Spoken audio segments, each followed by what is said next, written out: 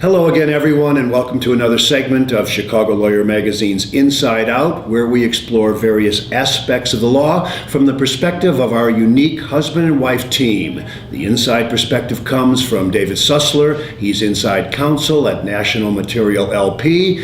The outside point of view from Tina Martini. She is a partner at DLA Piper, which has graciously allowed us to use their space to tape these segments.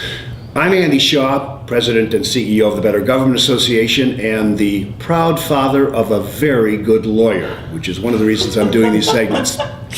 Today we're going to look at challenges facing both law firms and law departments. And with that in mind, we'll start with you, David, and ask you what are the most significant challenges facing a law department of which you're part? Well, the specifics are going to vary depending on, of course, the nature of the business that the law department is part of and the size of the department, whether you're solo or small or large. But I think there's some overarching issues that are prevalent to any in-house department. Some of those these days especially are the large category of risk management, and especially these days compliance, which tend to come in the form of FCPA, anti-bribery laws, and class action employment. Those are kind of on the minds of law departments and general counsels everywhere. Data security is another huge issue for almost any company these days. And of course, there's your general resource issues, staffing, IT.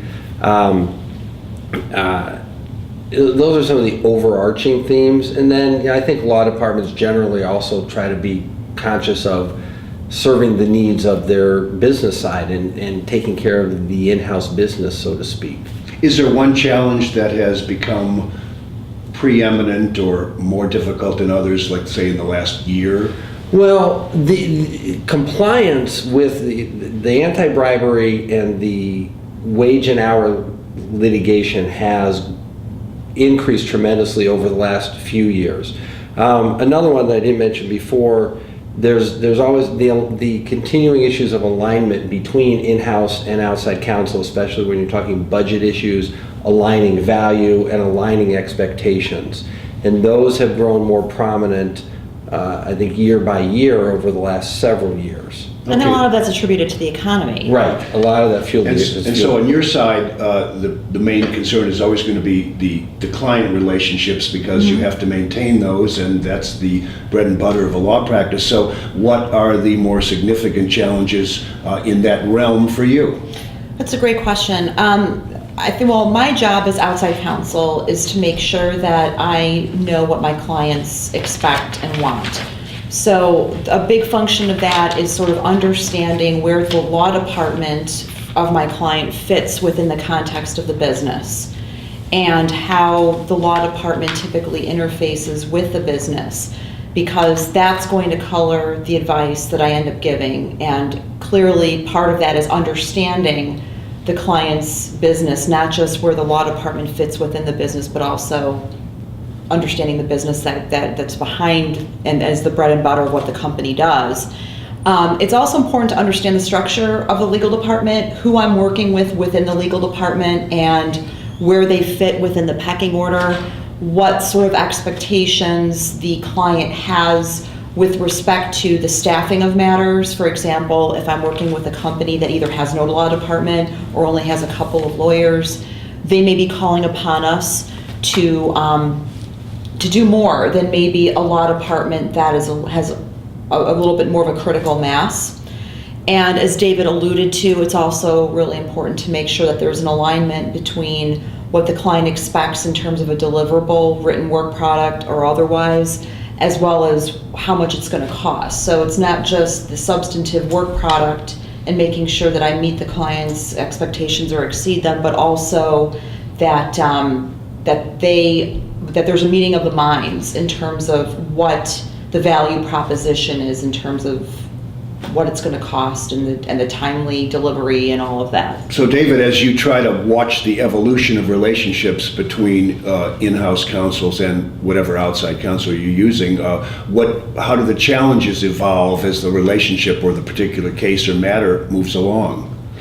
Well, I think especially because of the economy in the last 5 years and the growing scrutiny of budgets for outside legal spend and the constant search for value, I think where you're going to see things, kind of the trend, where you're going to continue to see things evolve is greater collaborative partnering between in-house lawyers and their outside counsel. And I think Tina alluded to a lot of that in her answer as well, where, these days, in-house lawyers are oftentimes handle the majority of their company's needs. Of course, it depends on the size of the department. The smaller the department, the more they may depend on outside counsel, but not always. But in-house lawyers increasingly, and I think this will continue to be the case, look to outside counsel for particular expertise that they may not have in-house, or additional bench strength. But it's becoming increasingly rare, I think, that in-house counsel just say to outside counsel, "Here, take it and run with it. Tell me when you're done." It's a partnering, and this is something that we're seeing, I think, increase over the years, and it will continue to be so. And Tina, what are some of the more meaningful differentiators among outside counsels? Well, there's some of the obvious differentiators like expertise.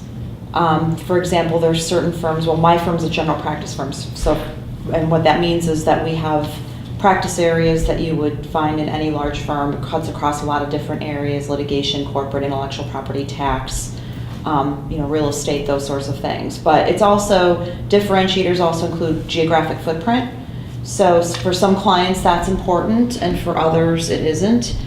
Another differentiator is, some firms really pride themselves on understanding the client's business. So in addition to having structure based on the geography and the footprint and the different offices that the firm has, as well as the practice group areas, sometimes firms, when they are working with potential clients, really have more of what is called like a business sector based analysis, so that teams are sometimes created based on their experience with certain types of companies, so financial companies, healthcare companies, energy companies, that sort of thing. And that has become, over the last several years, a key differentiator in the market with respect to selling certain types of services for certain types of projects.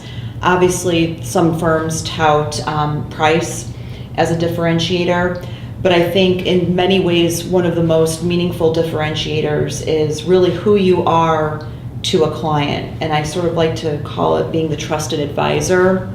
I think showing the client not only that you're a great lawyer, just from a technical standpoint, but that you also really understand the client's business. You really understand the people with whom you work at the client. You understand who they are personally as well as professionally, and where they fit within the big picture. And just showing that you're willing to go the extra mile and be there for them 24/7, that you are constantly thinking about their problems and not necessarily billing them for every moment you're thinking about it. I think showing that you're willing to go through a brick wall essentially is what I'm relaying, that's a really important differentiator. And I think there are a number of folks who wouldn't necessarily want to do that they see it more as a job rather than a career. And I think those people who see it as a way of life are people who differentiate themselves. Anything to add? Yeah, I think it goes along with, I mentioned value and the increasing collaboration.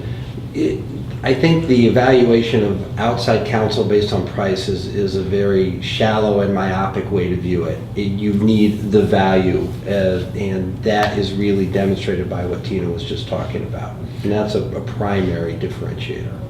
Thank you both. Challenges facing both law departments and lawyers at law firms. This has been another segment of Chicago Lawyer Magazine's Inside Out.